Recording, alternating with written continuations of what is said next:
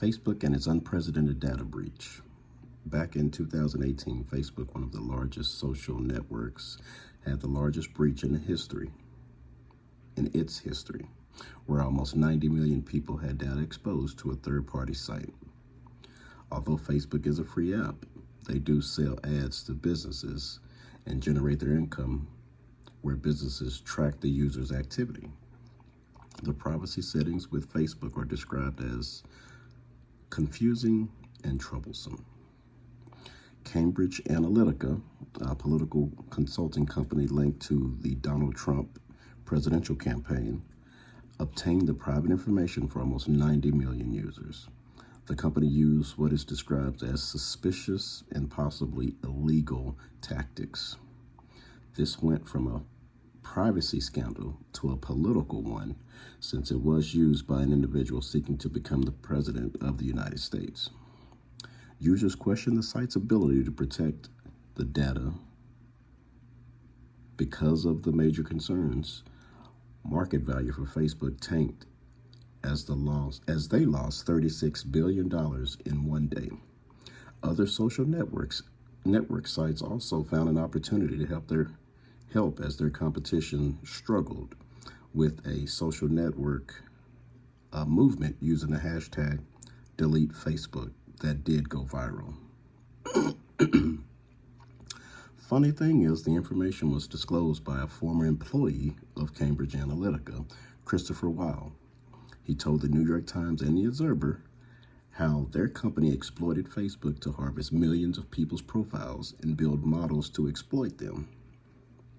The basis of the company was built on making profiles where they were built to attack what they called people's inner demons. They exposed holes in Facebook's privacy policy and oversight system. The attack was initially established with an app called This Is Your Digital Life, where users agreed to participate in sharing their data for a personality test for a monetary compensation.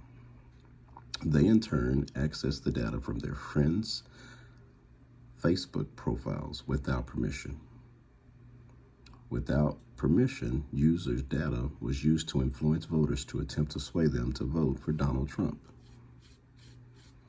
After the attack, the company did not alert users of the attack nor take necessary steps to recover and secure the data for over 50 million users. 2 months after the attack, an apology letter was issued from Facebook CEO Mark Zuckerberg.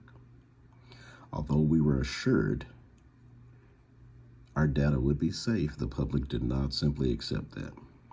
Media outlets used the term tepid response to the breach. The breach was so significant that Zuckerberg had to appear before U.S. Congress. He was questioned by both Democrat and Republican senators. He was asked whether the site needed more regulations and had it become a monopoly. The lawmakers asked very simple questions that were easy to answer with a quick Google search. None knew the questions to ask to get deeper understanding of what really went wrong. Not understanding how a tech company works hurts their ability to effectively regulate the business. Being a business that is for profit, selling data can almost seem to go hand in hand, since advertisers are trying to target a certain audience.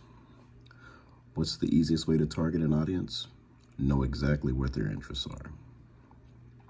The biggest problem with Facebook's data breach is the amount of users they have and how often things are shared with the app. Some, including myself, use it daily to keep up with friends and family that we don't necessarily see on a regular basis. We believe we're sharing data through a trusted site who keeps our information safe. Knowing that this attack was made makes us leery on what we do and do not share. The fact that back 3 years earlier, Facebook knew of the huge amount of data they had gathered but did not look to safeguard our data is alarming. We all know about the breach, but we are more concerned with posting statuses, pictures, and events that we almost look the other way. We are loyal to our families and getting information out to the public. Attempting to justify why we continue to use Facebook with personal information is a step we all have to get past.